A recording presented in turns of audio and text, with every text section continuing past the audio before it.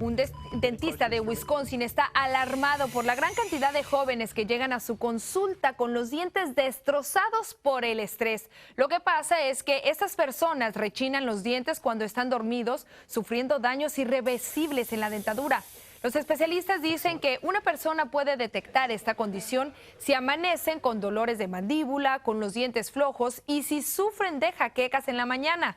La solución es usar un protector de dientes durante la noche. No, y a veces me hace falta tiempo para ella, como a mi mamá también le faltó tiempo para mí.